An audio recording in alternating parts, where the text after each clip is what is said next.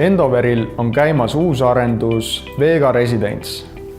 Hoonel on kokku 12 korrust, milles on 297 korterit.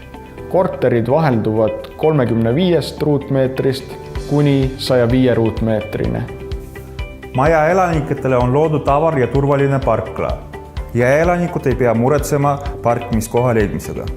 Hoone fassaad on viimistletud efektselt musta tooniga, mida rõhutavad vertikaalsed valged jooned.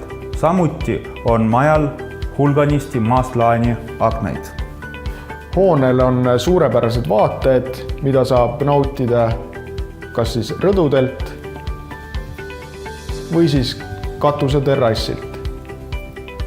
Siin on üks ehe näide ühest võimalikust variandist, kuidas lahendada enda katuseterrassi.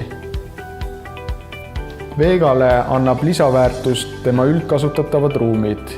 Esimesel korrusel asuvad lisaks korteritele ka saunakompleks, peoruum, kus on võimalik mängida piljardit, pidada sünnipäevasid.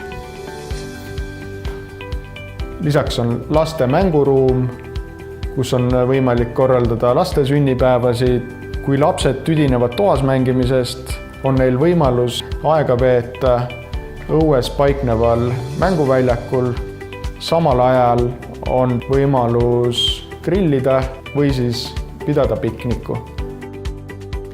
Maailmas on üsna tavaline, et suurlinnades nagu New York ja London luuakse maja elanikele ühiskasutatavad puhkalad. Meil on hea meel teatada, et lõpuks on see jõudnud ka Eestisse.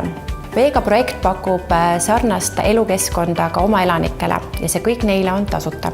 Vega, sinu elu residents.